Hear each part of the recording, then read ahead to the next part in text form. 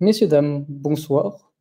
Aujourd'hui, nous allons parler d'un club qui progresse d'année en année et qui devient un club phare du football portugais. Je parle bien du coup de Braga. On va parler de la pré-saison de Braga, de ce qu'on peut attendre de Braga pour la saison 2024-2025. Et j'ai avec moi deux supporters de Braga, dont un qu'on connaît par cœur maintenant. Mathieu, comment tu vas? Salut Alex, bonsoir à tous nos auditrices, à tous nos auditeurs. Très, très content d'être là, d'avoir un peu de temps pour discuter sur un podcast dédié à mon club. Très plaisir, très plaisir de partager avec Effectivement, on a aussi du coup un petit nouveau, une première fois dans Golasso. On forme aussi des cracks dans Golasso. Comment tu vas, Arthur? Bonsoir à tous, salut Alex, salut Mathieu, merci pour l'invitation. Très content de parler uniquement de Braga avec vous, c'est très sympa. Ouais, c'est le principe de Golasso, on aborde tous les clubs possibles et forcément, on essaye d'avoir aussi des supporters de tous les coins du Portugal. Donc, très content de faire ce podcast avec vous. On espère qu'on sera assez complet, mais je doute pas de ça. Donc voilà, pour revenir un peu au sujet qu'on va évoquer, on va évoquer forcément l'arrivée du nouvel entraîneur, hein, Daniel Sousa, ancien entraîneur adjoint d'André Villas-Boas, qui a fait de l'excellent travail avec Gil Vicente et surtout Arouca. On va aussi revenir sur le mercato, même s'il n'est pas encore fini, loin de là, il reste encore un mois. Et voilà, c'est pour ça qu'on fait aussi ce podcast, pour faire un petit bilan de cette pré-saison, parce que Braga va entamer son premier match officiel jeudi soir pour le deuxième tour d'Europa League. Donc c'était important de faire aussi ce podcast avant ce premier match-là.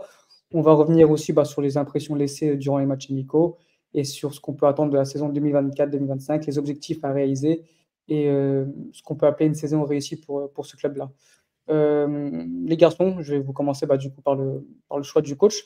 Arthur, je vais te laisser la parole pour débuter ton aventure avec Golasso. Déjà, qu'est-ce que tu en penses un peu du regard sur le choix du coach? Comme j'ai pu dire, un excellent entraîneur qui a fait, franchement, je dirais pas des miracles, mais toujours du bon travail partout où il est passé. Il a eu que 2 clubs, Gil Vicente qui n'ont pas gardé pour je ne sais quelle raison, mais surtout Arouca qui, voilà, il a repris le club, le club jouait le maintien. Je crois qu'il c'était avant-dernier ou avant-avant-dernier, un truc comme ça, et au final, il le laisse à la 7e place avec un jeu séduisant, voilà, 39 ans, entraîneur moderne, jeune, un peu comme Braga qui sent qu'il veut progresser. Braga souhaite aussi progresser et s'instaurer dans les premières places du classement.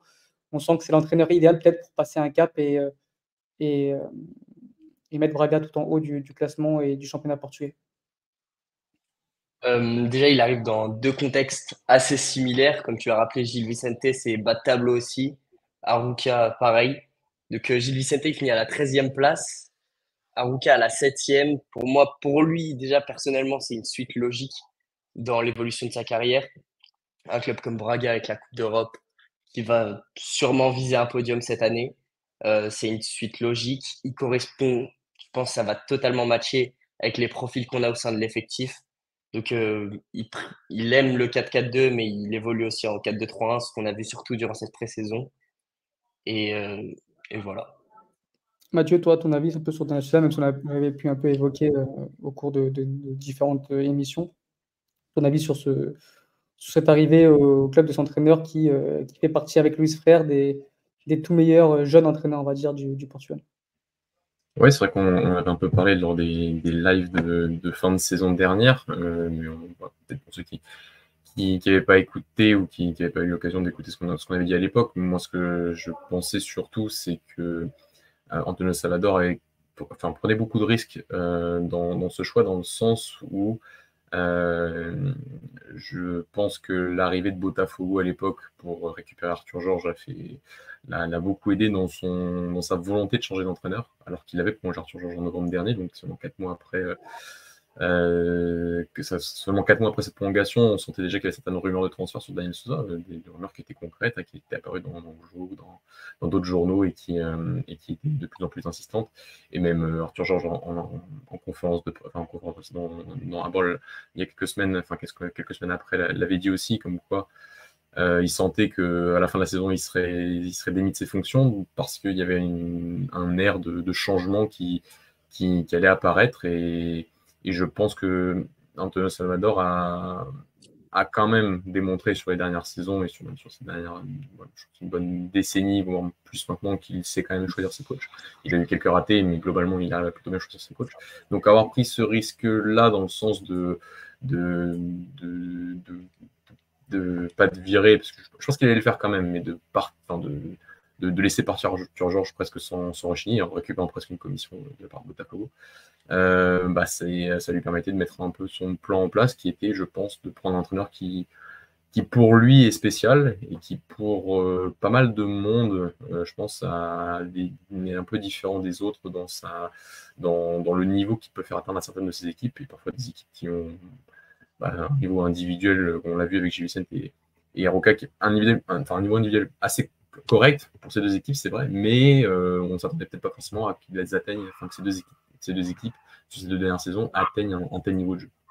Et je pense que c'est ça qui a impressionné et donc qui a fait en sorte que quand Salvador fasse ce choix de prendre ce risque, entre guillemets, de virer gentiment, ça comme ça, son entraîneur qui lui avait donné presque, quand même, on le rappelle, une Coupe de la Ligue, une qualification avec des champions qui fait beaucoup de bien financièrement. On en parlera avec le Mercato. Je pense que ça joue beaucoup aussi sur les montants qui sont affichés depuis le début du Mercato. Et donc, le choix, j'ai envie de faire confiance en mon président cette fois-ci. Et même, je veux dire, après, aussi ce qu'on a vu l'année dernière, on est sur des standards en termes de niveau de jeu qui sont quand même extrêmement intéressants. On peut parler aussi du staff, parce qu'il y a une petite arrivée surprise, avec notamment la nomination de Maxi Pereira, ancienne légende du FC Porto et du SLB, le Benfica. Surpris ou pas, ou bien, qu'est-ce que vous en pensez plutôt de cette arrivée pour compléter le staff de Daniel Sousa? Mathieu et Arthur, tu compléteras. Moi, je pense que c'est logique. On a souvent parlé de ce côté un peu dans les staffs, surtout les staffs de certains entraîneurs portugais ces derniers temps, de prendre un joueur qui a une très grosse carrière professionnelle, une super carrière professionnelle. C'est vrai que Maxi Pereira est un peu, j'allais dire, détesté par la moitié du pays à cause du fait d'être parti de Benfica pour Porto, mais ça n'empêche que c'est un joueur qui a une carrière extraordinaire au Portugal, une très grande carrière aussi internationale avec l'Uruguay, et donc il apporte une certaine expérience à un staff qui n'en a pas du tout en termes de professionnalisme en tant que joueur. Daniel Sousa n'a pas été joueur du tout, et tous les membres de son staff ne l'ont pas été de mémoire, à part peut-être l'entraîneur des gardiens qui a eu une petite carrière d'entraîneur, de joueur en tant que gardien, mais vraiment très petite. Je crois que ça n'a même pas dépassé la deuxième division portugaise, voire peut-être même la troisième. Donc quand tu arrives dans un certain niveau, parce qu'on ne peut pas se le cacher, il gravit vraiment une étape supérieure dans sa carrière avec cette arrivée à Braga. Je pense qu'il a besoin sûrement de conseils et d'un membre, quelqu'un qui avait connu le très haut niveau en termes de joueurs et qui en plus était, on le savait depuis quelque temps que Maxi Pereira voulait commencer une carrière d'entraîneur, en tout cas dans un staff professionnel, et donc je pense que c'était parfait pour tout le monde, pour une super opportunité pour tout le monde, je pense. Arthur, qu'est-ce que tu en penses de toi de cette arrivée? Comme l'a dit Mathieu, ce sera très très positif, je pense, au sein de l'effectif, notamment sur les matchs à enjeu, que ce soit les derbies, les matchs na Luz, no Dragão ou au Sporting. C'est bénéfique pour tout le monde et je pense qu'il va vraiment, vraiment, vraiment faire du bien à notre effectif. Ok, on va donc aborder le sujet du Mercato, parce qu'il y a eu pas mal de mouvements du côté de Braga. Mercato qui a ouvert il y a un peu plus d'un mois, quasiment un mois pile. Il reste encore un peu plus d'un mois de Mercato. Pour résumer un peu les choses, il y a eu quasiment 7 ou 8 arrivées, avec notamment le transfert de Robson Bambou, justement, qui a connu Daniel Sousa à Aroca pour 1,20 million. Et il est arrivé aussi d'un latéral gauche polonais. Alors là, pour la prononciation du nom, ça va être compliqué. Bartłomiej Wiodzic pour 1,5 million. Joueur perso que je ne connais pas du tout. Roberto Fernandez, qui était à Malaga, qu'on connaît un peu, pour environ 2 millions d'euros. Amin El Ouazani, qui vient de Guingamp. Jean Marquez, qui lui était arrivé qui avait signé en janvier, mais qui avait ensuite été prêté à Estoril pour finir la saison. Du coup, lui est arrivé cet été aussi. Et enfin, Thiago Helguera, qui est très jeune joueur de 18 ans uruguayen, qui vient en provenance du National. Et enfin, la recrue la plus chère pour l'instant du Mercato, qui est Bright Arey Maybe, qui vient d'Hannover, qui joue en deuxième division allemande, donc qui est venu pour environ 6 millions d'euros. Des joueurs assez méconnus du grand public, mais ça reste assez hypant, alléchant de découvrir un peu tous ces nouveaux profils. Arthur, qu'est-ce que tu en penses un peu de ce mercato-là au niveau des arrivées, mais aussi au niveau des départs? Il y a le départ d'Abel Ruiz, qui est une grosse perte quand même, qui s'en va en direction de Girona pour 9 millions. Il y a le départ de Rodrigo Gomez qui va à Wolverhampton pour 15 millions d'euros. Il y a aussi de Alvaro Diallo qui est parti du côté de l'Athletic Bilbao pour 15 millions d'euros. Voilà, qu'est-ce que tu en penses un peu de tous ces mouvements et de tous ces joueurs un peu méconnus, mais qu'on attend, qu'on a hâte de suivre de très près du côté de Braga? Bah déjà, on voit des nouveaux marchés avec le championnat polonais avec Wdowick et Thiago Helguera qui jouait en Uruguay.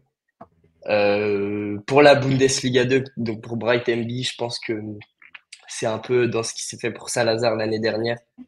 C'est un marché qui a fonctionné et que du coup, l'opportunité s'est faite et on s'est placé dessus. El Ouazzani en Ligue 2 à Guingamp, il y a Niakate qui est arrivé il y a 2 ans, qui venait déjà de Guingamp. Roberto Fernandez, c'est un marché espagnol, il joue à Malaga qui sont montés en Ligue 2. Et il y a aussi Gabri Martinez qui était prêté l'année dernière à Mirandes et qui est dans le deal justement d'Abel Ruiz, qui sur les matchs de pré-saison qui apparaît être un très bon joueur. Et João Marquez, je pense que c'est vraiment pour préparer l'après Horta. Et je pense que c'est aussi une très très bonne recrue pour nous. Au niveau des départs, Abel Ruiz, c'est plutôt bien vendu. Je pense qu'on pouvait peut-être, il y avait peut-être meilleur moment, meilleur timing pour le vendre. Ça reste quand même bien vendu. Rodrigo Gomez, c'est que bénéfique pour le club, c'est formé au club. Prêté 1 an à Estoril, c'est 15 millions, c'est super bien vendu.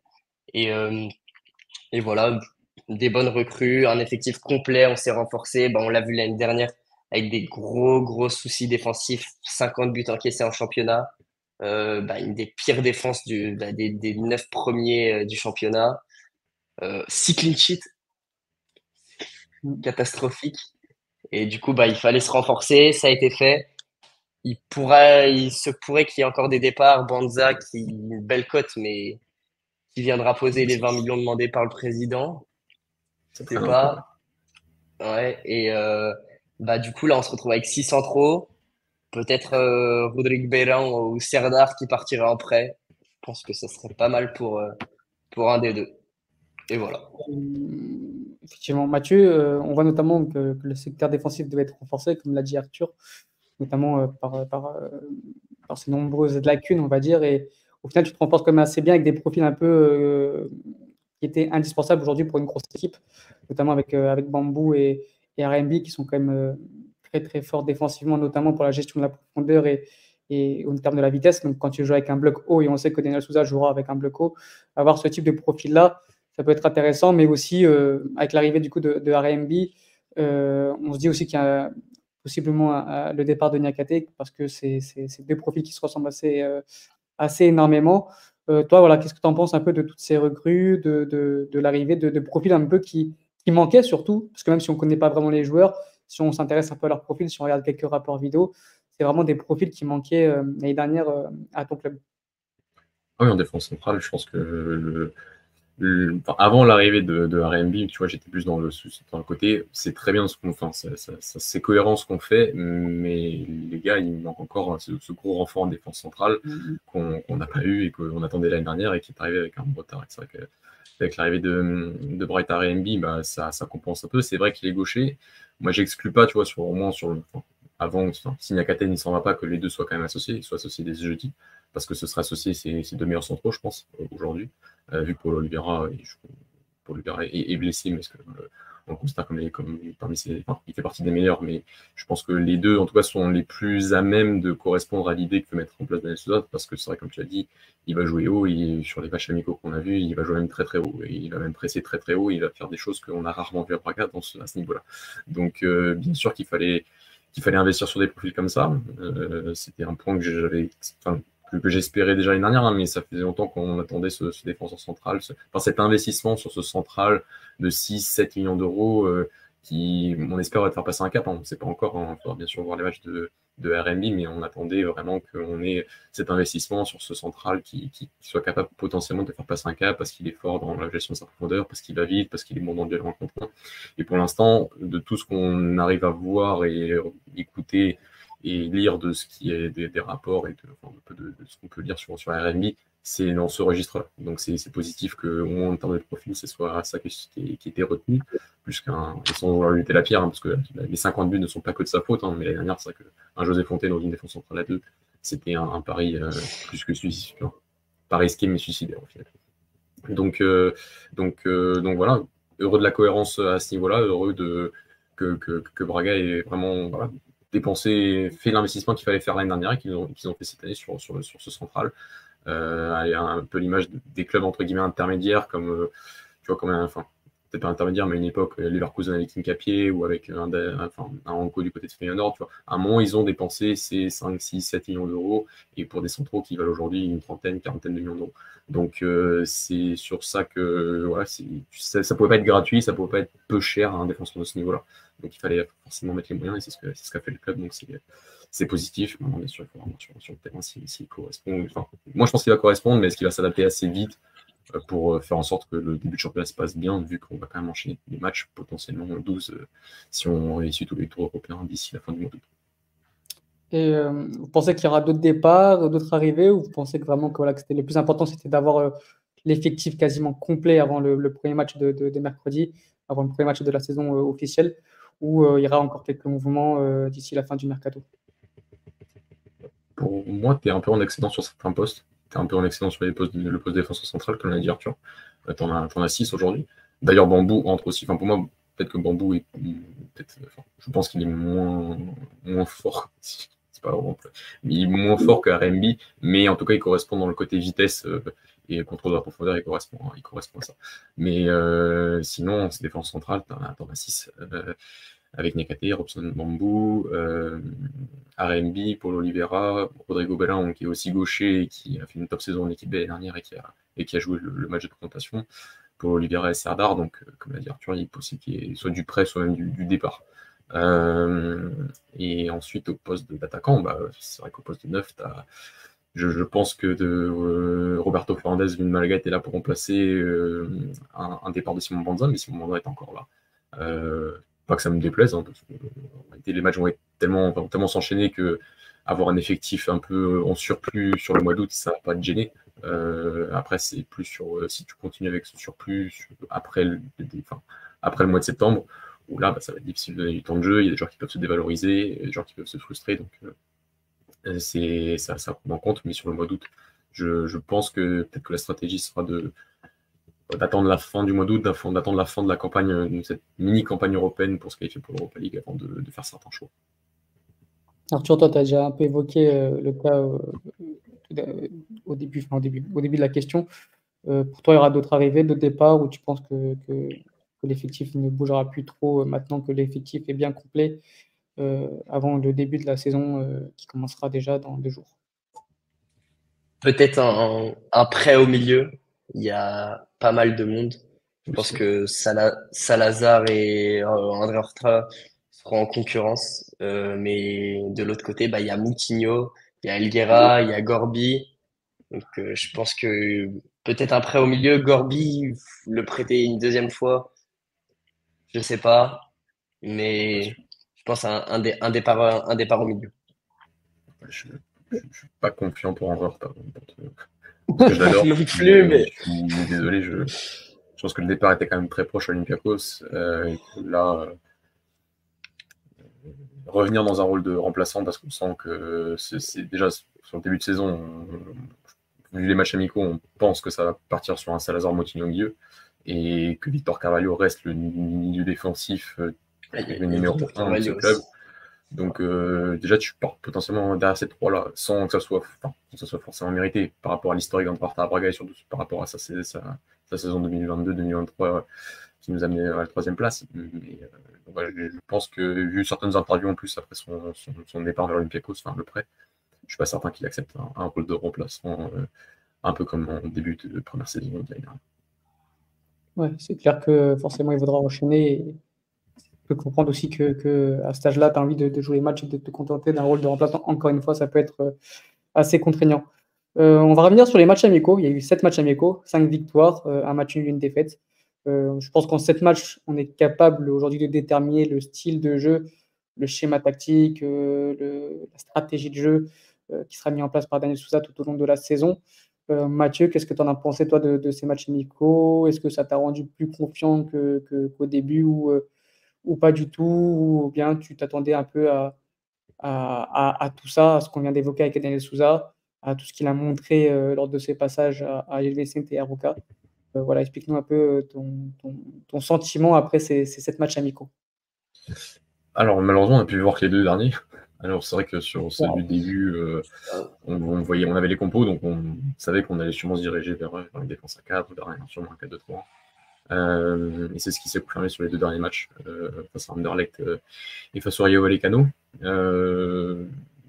Plutôt confiant, mais surtout ce qui m'a énormément plu, on a un peu évoqué, c'est le pressing. C'est vraiment un truc qui pour moi manque à ce club depuis pas mal d'années. On était généralement sur une équipe qui ne défendait pas, enfin qui défendait parfois, enfin, généralement plutôt bien en bloc, que ce soit en bloc médian, en bloc bas sur certaines rencontres face aux grands sur les dernières saisons, sous le match de Carvalhal, enfin sous l'ère Carvalhal, on a extrêmement bien défendu à ce niveau-là, mais on n'a jamais été vraiment une équipe capable de réellement faire mal, même face à des petites équipes, entre guillemets, hein. Mais même sur certains matchs, on a souvent été plus dans bon, on va mettre la pression et on va jouer un peu le statut et on va essayer de leur faire peur, entre guillemets, sans vraiment mettre les ingrédients d'un véritable pressing, bien organisé et soutenu avec les joueurs pour. Et tu vois, je pense qu'avec les joueurs qui ont été recrutés sur ces matchs-là, on voit vraiment un vrai dynamisme à ce niveau-là, une vraie explosivité dans les courses défensives et même offensives dans la tête de la profondeur. Mais moi, ce que j'ai toujours pensé, c'est qu'un joueur qui est capable de faire d'énormes courses en profondeur est censé être capable de mettre un peu la pression sur certains défenseurs. Et on voit ça avec des Loisani, avec des Roberto Fernandez, avec des Gabriel Martinez qui ont été achetés cette saison. Et d'ailleurs, pour Gabriel Martinez, je pense que ça va être une grosse concurrence par rapport à Bruma. C'est à beaucoup de mal à ce niveau-là. Donc, il y a montré beaucoup de lacunes à ce niveau-là la saison dernière. Donc, sur ça, vraiment très content de ces prémices. Je pense que c'est quelque chose que le club, pour passer un cap et vraiment, entre guillemets, au moins dans le style de jeu, être considéré comme un grand, devait passer ce cap au niveau du pressing haut et potentiellement d'un pressing haut très, très organisé, parce que même au Portugal, même les grands, on a souvent vu ça, mais on n'a pas forcément toujours vu un top pressing, ou en tout cas, enfin, quand je dis top pressing, c'est vraiment un pressing extrêmement organisé, et après, quand tu arrives en Europe, tu te rends compte que tu n'arrives pas à le faire face à de meilleures oppositions, et tu défends généralement plus en bloc bas, en bloc médian.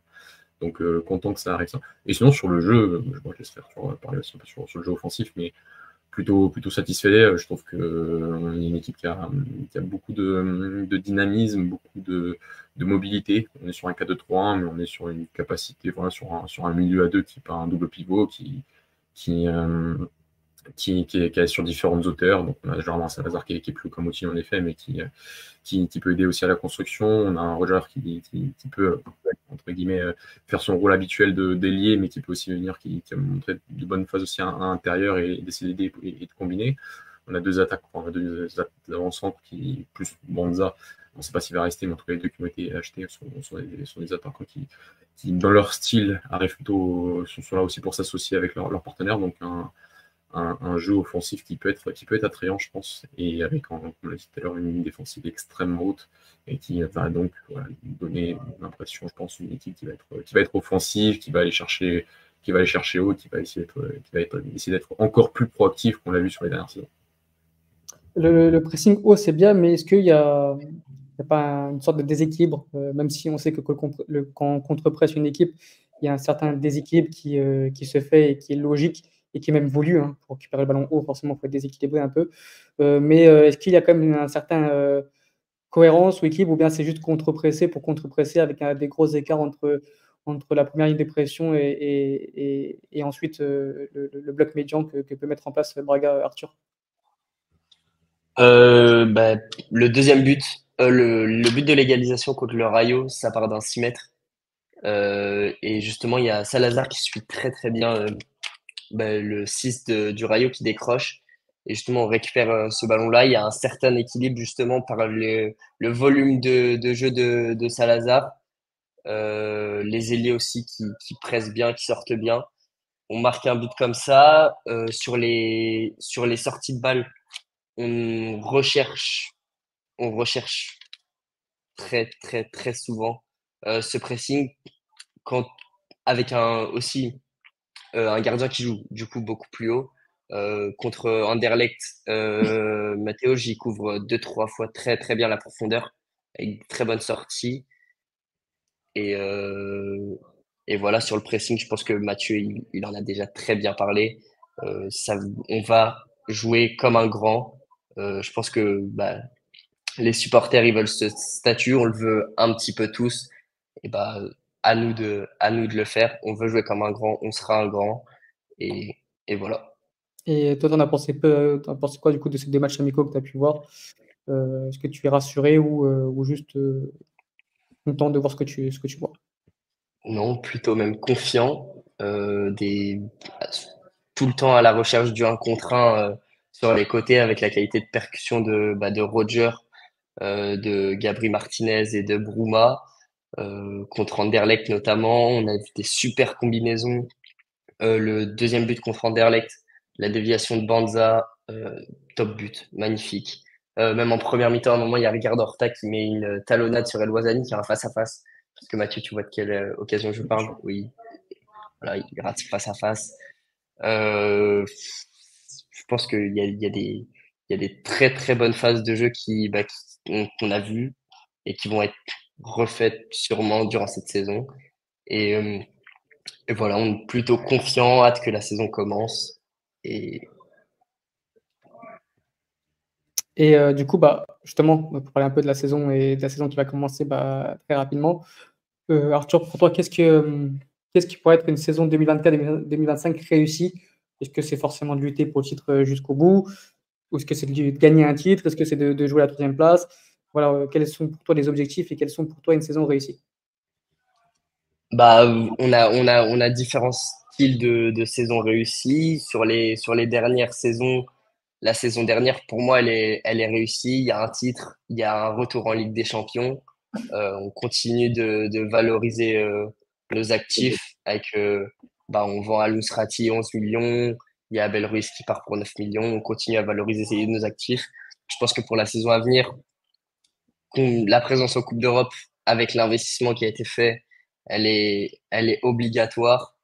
En championnat, s'il y a possibilité avec un des grands qui est un petit peu moins bon, bah, d'aller chercher ce podium-là, si plus, si possible. Faut pas s'en priver. Et une coupe, pourquoi pas, encore une. Mais on sent déjà sur les dernières saisons que le club évolue. On- et je pense que c'est la bonne direction, on est dans la bonne direction. La formation qui continue d'évoluer. Euh, une deuxième présence en Youth League aussi, deuxième de suite. Donc, quelque chose qui n'avait jamais été fait. Donc voilà. Mathieu, toi, pour toi, quelle serait une saison réussie pour la part de Braga? Je voulais un peu en parler, tu vois, sur la partie mercato, mais c'est vrai que on sent que le club est quand même dans un nouveau cycle. J'ai entraîneur, beaucoup de nouveaux joueurs et surtout beaucoup de jeunes nouveaux joueurs. Enfin, un peu un âge un peu intermédiaire, tu vois, à part Robson Bambou, il n'y a aucun joueur qui dépasse les 22 ans sur les joueurs recrutés. Tu prends ça, plus les joueurs de la formation qui ont intégré l'effectif, et on a un effectif, si on enlève João Moutinho, qui a beaucoup, qui a beaucoup rajeuni, on a un staff qui a aussi beaucoup rajeuni. Donc on est, je trouve, dans un nouveau cycle. Donc, parce que bien sûr qu'il y a des objectifs minimums. Tu vois. La quatrième place est un objectif minimum, c'est-à-dire qu'il y a l'Europa League. Enfin, et même aujourd'hui, on ne va même plus parler de ça, on va vraiment dire la quatrième place, c'est le plancher, et on doit toujours au moins se battre pour la troisième place et pour le podium, avec les investissements qui sont faits aujourd'hui, avec les infrastructures qu'on a, avec le développement du club. C'est ce vocabulaire-là, pour moi, qu'on devrait employer. Plus les coupes, si on peut en prendre une, bien sûr, hein, c'est bon, pas de refus, hein, et la qualification européenne, qui là pour moi est une exigence en Europa League cette saison. Mais à partir de là, ce que je veux dire, c'est que l'objectif du club reste à long terme ou à moyen long terme, malgré tout, reste le titre. C'est ça l'ambition du club. Le but, c'est pas de finir 4e tous les ans, 3e, c'est pas le but, c'est de se développer pour atteindre cette objectif. Et moi, je trouve que la stratégie du club sur ce nouveau cycle, elle est cohérente. Elle fait penser un peu, tu vois, à ce qu'avait fait Arsenal il y a quelques années avec les achats d'Odegaard, de Ben White, d'un Fabio Vieira qui sont arrivés vers 22, 23 ans, Gabriel, qui sont arrivés à cet âge-là, qui ont été développés avec un Jean-Pierre Carta, donc dans un contexte de très haut niveau, bien sûr, mais je trouve que la stratégie était intelligente et on voit aujourd'hui un Arsenal qui est très compétitif et qui joue le titre sur les 2 dernières saisons en Angleterre. Et ben, je pense que ça peut être une stratégie intéressante. Et moi, ce que je veux voir surtout à la fin de l'année, c'est une équipe qui a évolué, qui dans le jeu a évolué, qui s'est développée, qui ait beaucoup de certitudes. Si elle peut prendre un podium, si elle peut prendre plus, on va pas s'en priver, bien sûr. Mais surtout de se dire qu'à la fin de la saison, on a une équipe qui peut enchaîner sur une deuxième saison tout aussi compétitive, voire plus compétitive, potentiellement en ajustant certains profils. Et je reprends encore le cas d'Arsenal avec les achats de Gabriel Jesus et de Zinchenko il y a 2 saisons, tu vois. Et c'est un bon exemple pour moi et je pense que c'est un peu la marche que le club veut suivre par rapport aux recrues qui ont été réalisées. Et voilà, par rapport à cette deuxième saison, parce que finalement, je suis d'accord avec Arthur que la saison dernière, elle est satisfaisante. Pour moi, en fait, elle n'est pas vraiment. Voilà, elle est satisfaisante, mais avec tous les buts encaissés, avec les ratés du mercato, avec les ratés des 2 mercato pour avec le fait d'avoir quand même fini derrière ce FC Porto-là, il y a encore cette difficulté à Braga de passer ce cap de la deuxième saison avec le même entraîneur. Et donc je pense que c'est ça que le club doit rectifier, en tout cas doit améliorer pour atteindre cet objectif, parce qu'il ne reste que ça à Braga. Hein. Braga a déjà gagné les 2 coupes 2 fois au moins, a déjà fait des participations européennes, a déjà joué une Ligue des Champions. On le sait tous. Bien sûr qu'on ne peut pas, avant une saison, dire on veut être champion, mais on doit toujours se dire que notre ambition à long terme, ça doit être ça. Parce que ce qui manque au club, c'est ça aujourd'hui. Je pense que, et même d'un regard extérieur, perso, moi, ce que j'ai envie de voir d'un Braga, c'est de lutter au moins pour le titre, et sur tout l'ensemble de la saison. Je pense que Braga aujourd'hui a les capacités, a forcément des moyens financiers un peu moins considérables que les 3 autres, mais aujourd'hui, avec tout ce qui est mis en place depuis maintenant une dizaine d'années, avec les infrastructures, avec les jeunes, avec l'entraîneur qui est mis en place, avec l'effectif qui est assez complet aujourd'hui, j'aimerais voir, même si Braga, je ne demande pas à Braga de gagner le titre forcément, parce qu'il y a de la concurrence et que forcément, ils attendent peut-être pas là maintenant tout de suite, mais au moins de lutter pour le titre jusqu'à la 36e journée ou un peu moins avant, mais vraiment de mettre en place une adversité considérable pour les 3 autres et ensuite de jouer cette 3e place, puisqu'on sait qu'il y a un Porto qui est totalement en reconstruction avec un nouvel entraîneur même si Braga a un nouvel entraîneur, mais Victor Bono, c'est sa première expérience sur le banc. Il y a eu 0 recrue, encore une fois, on est bientôt en août, 0 recrue de la part du FC Porto, qui est totalement à la dérive financière. Je pense qu'on a un Benfica qui peut vite exploser en plein vol aussi. Hein. Il suffit de 2-3 mauvais résultats en début de championnat et tu sens que les supporters sont prêts à défoncer Roger Smith et même le board en général. Donc je pense que Braga a les moyens de lutter pour le titre cette année et j'espère qu'on verra une équipe compétitive tout au long de la saison et non pas un peu par intermittence et comme on peut le voir au cours de ces dernières années. Est-ce que vous avez quelque chose d'autre à rajouter sur tout ça, les gars? Ouais, je suis d'accord avec toi. C'est juste pour rajouter vraiment, c'est le côté, pour me mettre encore en évidence que si trop souvent, si tu veux, en effet, quand un grand a été mal en point, on n'a pas réussi à prendre la place. Ouais. L'année dernière, on n'a pas réussi. Dans le Sporting de 2018-2019 avec la grosse saison de Bruno Fernandes, mais collectivement, c'était compliqué et on s'écoule sur la fin de la saison. On a failli pas le faire en 2020 alors qu'on avait un Sporting qui a changé 5 fois d'entraîneur. Donc tu vois, souvent ça nous est arrivé ces dernières saisons et c'est ça qu'il faut rectifier. Hein. Tu prends l'exemple aux Pays-Bas. Bon, le PSV et Feyenoord, ils se sont pas privés de gagner les titres quand Ajax était moins compétitif. C'est ça aussi c'est ce cap-là qu'il faut passer, c'est qu'aujourd'hui, tout le monde a envie de parler du FC Porto parce que c'est vrai qu'ils ont fait aucune recrue et que financièrement on sait que c'est compliqué et que ça a été admis publiquement. Mais si en tout cas sur les résultats sportifs, ça se démontre qu'on est supérieur dans le jeu et qu'on a une équipe qui est en difficulté pour gagner ses matchs il faudra assumer ce statut et aller chercher au moins ce podium face à des grands qui travailleraient moins bien et qui seraient mal en point. On sait qu'au Portugal, ça peut parfois être compliqué, mais pour nous, aujourd'hui, il faut assumer ce statut. Comme tu l'as dit, on a quand même dépensé 23 millions d'euros. C'est le plus gros mercato en termes d'achat cette saison dans l'histoire du club. On a dépensé plus que la saison dernière, alors que l'année dernière, on joue potentiellement avec des champions, en tout cas une qualification avec des champions. Donc c'est pour ça que tu vois, je ne veux plus trop parler de 4e place. C'est le plancher, mais aujourd'hui, il faut aussi, sans parler de titres toute l'année, il faut parler d'exigence et de, comme tu as très bien dit, de lutte pour les places qui comptent et de faire un championnat cohérent et un championnat vraiment consistant avec voilà, on a trop peu de fois dépassé les 70 points au championnat et c'est pas normal. Encore l'année dernière on le rate à la dernière journée, je crois qu'on a que 69-68 points, c'est pas suffisant pour une équipe qui doit se développer. Donc ce club là doit véritablement désormais concrètement gagner une culture de championnat et de régularité tout au long d'une saison. D'autant plus que tu te renforces chaque année, en fait. C'est-à-dire que forcément, tu as forcément un départ qui est compliqué à gérer, notamment avec le départ de Abel Ruiz.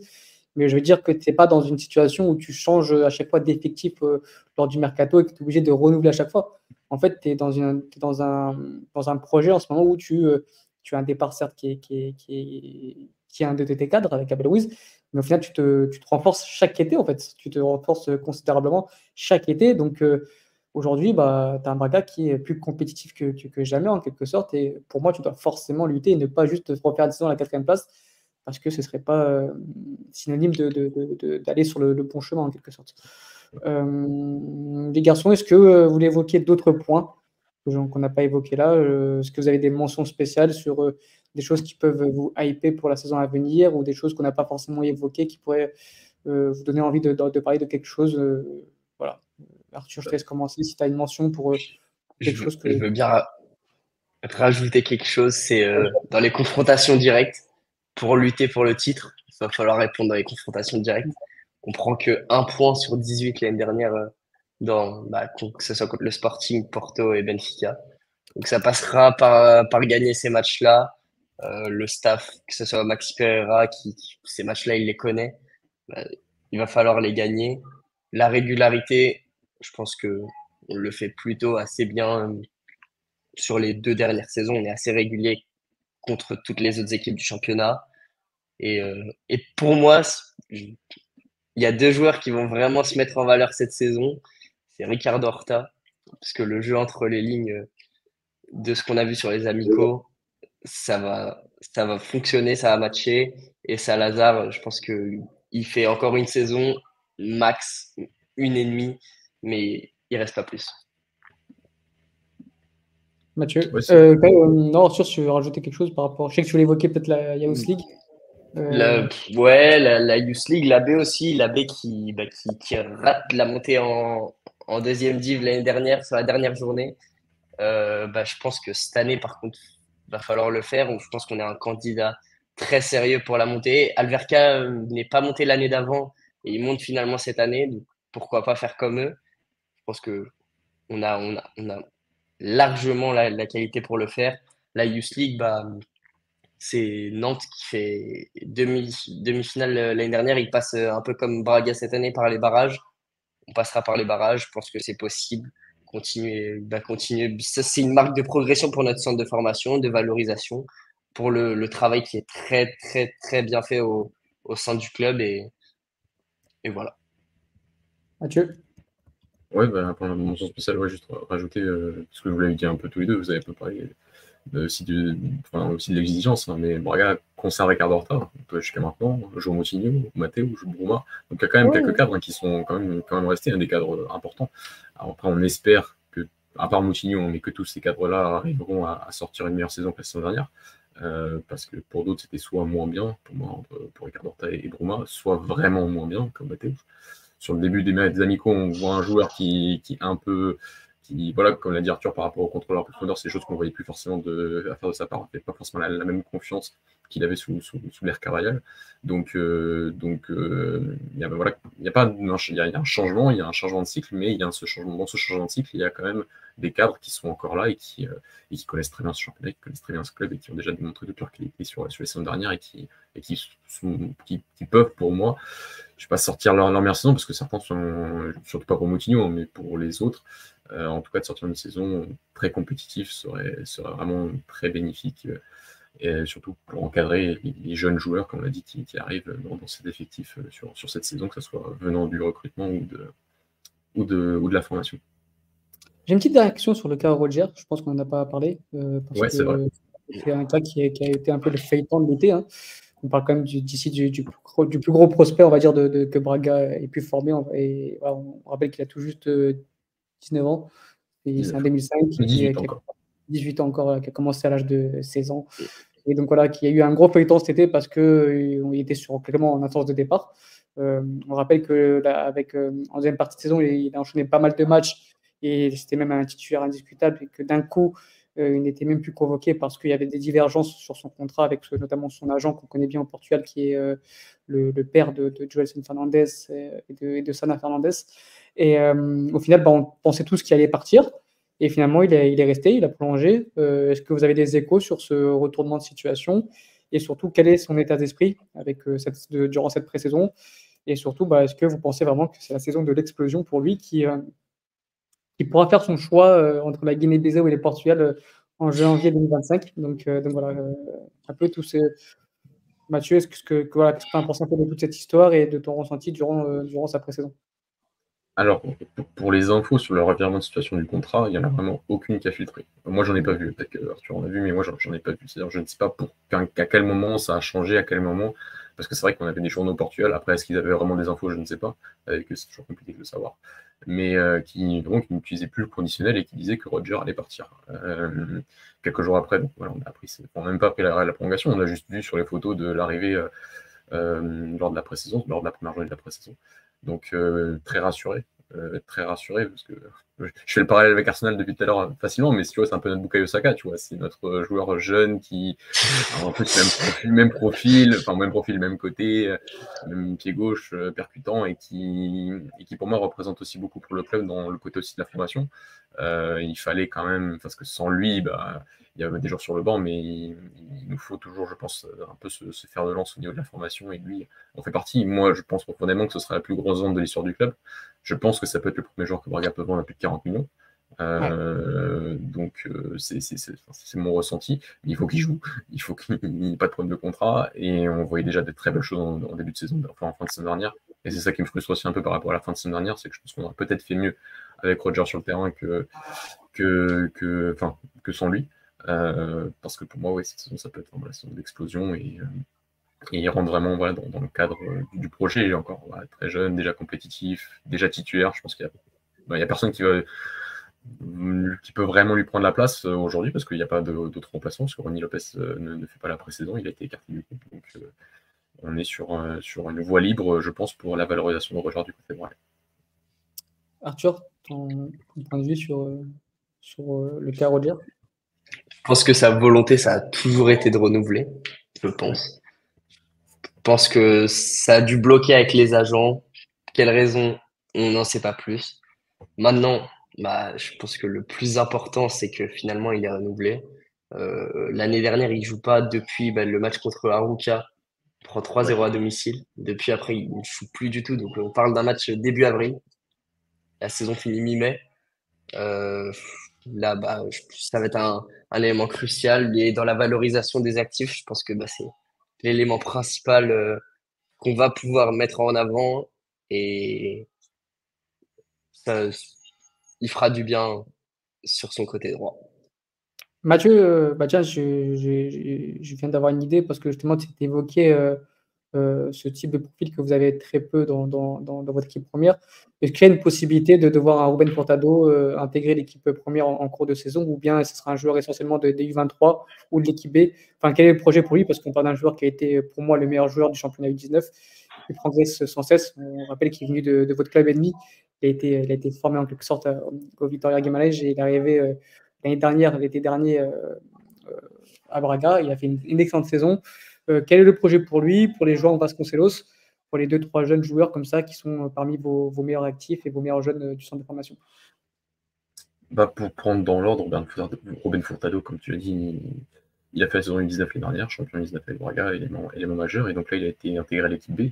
Je pense qu'il fera la saison avec l'équipe B. Pas avec l'U23, je pense qu'il a fait tous les matchs de pré-saison et à moins, ce que je veux dire, c'est qu'à moins qu'un Vasconcelos redescende en équipe B, même s'il a été présenté comme membre de l'équipe A cette année, voilà, je pense qu'il sera en concurrence, mais dans son profil en équipe B, t'as pas pléthore de joueurs. On a plus des joueurs de combinaison, d'animation, plus d'espace entre les lignes, tels que Kevin ou Ricardo Rey, qui sont plus des joueurs de dernière passe. Lui va être non, mais les auditeurs ne savent pas forcément encore, mais un genre de plus de provocation, aussi de profondeur. C'est un joueur qui prend très bien la profondeur aussi. Et donc, ça fait que je pense que ça peut être un potentiel successeur à Roger. Si la saison en B se passe bien, ça peut être clairement une potentielle arrivée en A pour moi à partir de l'année prochaine. Okay. Et sur les autres profils, oui, un joueur Vasconcelos est monté en équipe A. Est-ce qu'il va y rester? J'espère pour lui, même si je suis pas. On sait qu'il aime beaucoup. Enfin, c'est pas qu'il aime beaucoup. C'est presque un ultra. C'est un garçon qui a connu beaucoup de choses avec ce club dans les tribunes, qui a beaucoup de talent, qui a beaucoup de talent aussi. Mais si tu me demandes les 5 meilleurs joueurs de l'équipe B l'année dernière, pour moi, il n'en fait pas partie. Et tu vois, je sens quand même au sein du club, et même au niveau de la formation et de la FPF, de la sélection, c'est un joueur qui a toujours été promu. Juste par rapport aux qualités qu'il a montrées, mais pas forcément par rapport à sa régularité en club, que ce soit surtout chez les jeunes chez nous. Donc aujourd'hui, il est en A. On verra si c'est le genre de joueur qui attendait plus que son arrivée en A pour vraiment exploser. Mais tu vois, un Chisumba côté gauche est retourné en B, alors que c'est pour moi l'un des 5 meilleurs de la B l'année dernière. Un Bellan est resté en équipe B, en équipe A, donc ça c'est plutôt positif. Un Soumaré faisait aussi partie de ses top 5 et a été prêté au national, ça c'est plutôt positif parce que c'est prêté en première division et c'est très bien. Mais des Clément Kelvin, des Yann Saïd, sans avoir pour moi leur place en A, pour moi étaient meilleurs en B l'année dernière et aujourd'hui sont encore en B. Donc c'est bien pour Clément Kelvin par rapport à son développement parce que la saison dernière n'était pas complète, mais celle de Vasconcelos n'était pas non plus. Donc on verra si en équipe A, s'il a du temps de jeu et s'il arrive à. Parce que c'est vrai que son profil de gaucher, là par contre, il diffère beaucoup de celui de Roger et apportera quelque chose de différent s'il rentre en jeu lors des semaines à venir. Donc, à part Roger Fernandez, on n'aura pas forcément de joueurs formés à Braga qui intégreront l'équipe première. En tant que titulaire, pour moi, sûrement en début de saison, tu n'auras pas ça. Tu auras des remplaçants, on verra. Mais pour l'instant, c'est ça. C'est pour ça que l'enjeu était quand même important, c'est que parfois, tu as je dirais pas des creux générationnels, mais des joueurs qui sont déjà un peu plus près que d'autres et qui ont besoin encore un peu de temps pour se développer. Et malgré la très bonne saison en B de certains, il faut peut-être encore un peu de temps. Alors Roger en B, sa saison en B, il l'a fait il y a 2 ans et il était déjà parmi les meilleurs. Donc il y a vraiment encore un écart. Les garçons, on va tout doucement clôturer ce podcast. Est-ce que vous avez quelque chose d'autre à rajouter? Le souci des gardiens. On va avoir un petit souci avec les gardiens. Ça fait longtemps qu'on a un souci avec les gardiens. On va avoir un petit souci. Il y a en B Bernard et João Carvalho en concurrence. Je pense que c'était la saison où justement João Carvalho il aurait dû confirmer. Après, la route était tracée pour qu'il finisse en une dans un an et demi. Même Ornicek qui va se retrouver deuxième saison remplaçant. Mathieu qui il y a genre 3 ans me dit que c'est la plus grosse vente de l'histoire du club. Qui va finir. Pour moi en gardien ouais mais je suis toujours de cet avis, hein. C'est juste que c'est pas l'avis du club quoi. Ouais. Mais bon, moi s'il y a un des reproches que je dois faire à Arthur Georges et je sais que j'ai quand même été un grand défenseur de son mandat, c'est le manque de courage qu'il a eu l'année dernière par rapport au gardien de but et de ne pas avoir mis la vraie pression sur Matteo et de ne pas l'avoir sorti à un moment où vraiment les performances étaient en dessous de tout pour moi. Donc, et ça reste toujours vraiment un super gardien. Et sur les matchs de coupe qu'il a fait l'année dernière, il a fait des très bons matchs de coupe. Donc ça c'est de plus en plus un gâchis. Mais c'est vrai que les 2 autres gardiens sont des bons gardiens. Jean Carvalho est largement supérieur pour moi à tout cela. Donc on verra si le club arrivera à faire de la place au moment venu. Mais c'est vrai que pour les gardiens de but, il n'y a qu'une seule position, donc c'est dur d'anticiper et de faire de la place, mais c'est vrai qu'on a malheureusement trop de bons gardiens et qu'une seule place en équipe. Il y a encore Thiago Sosa ? Ouais, le troisième gardien.